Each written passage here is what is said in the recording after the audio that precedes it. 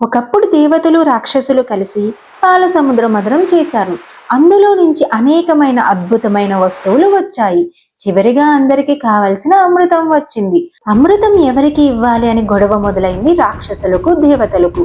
రాక్షసులు శక్తివంతులైపోతే లోకానికి ప్రమాదం అవుతుందని మోహిని అవతారంలో శ్రీ మహావిష్ణువు దేవతలకు మాత్రమే అమృతం పంచాలని నిర్ణయించారు. కానీ ఒకానొక రాక్షసుడు చాలా తెలివిగా దేవతల వేషంలో కూర్చున్నాడు. అతనికి కూడా ఒక అమృత బిందువు వచ్చేసింది. అదంతా చూసిన చంద్రుడు మరియు సూర్యుడు వెంటనే మోహినికి చెప్పేశారు ఆ వ్యక్తి దేవుడు కాదు, రాక్షసుడని. అప్పుడు మహావిష్ణువు తన సుదర్శన చక్రంతో అతని తలను నరికివేశాడు. అయితే అప్పటికి అమృతం తాగి ఉన్నందున అతడు చనిపోలేదు. అతని తల రాహువుగాను అతని శరీరం కేతువుగాను అయ్యాయి. ఇది ఇలా ఉండగా అసలు చంద్రగ్రహణం ఎందుకు వస్తుందంటే అతడు రాక్షసుడు అన్న రహస్యం బయట పెట్టింది చంద్రుడే కాబట్టి రాహువుకు చంద్రుడిపై ద్వేషం పెరిగింది.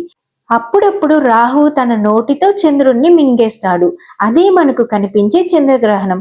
కానీ రాహువుకు శరీరం లేకపోవటం వల్ల చంద్రుడు కొంతసేపటి తర్వాత మళ్ళీ బయటకు వచ్చేస్తాడు. మన పురాణ గాథల ప్రకారం చంద్రగ్రహణం ఈ విధంగా ఏర్పడుతుంది.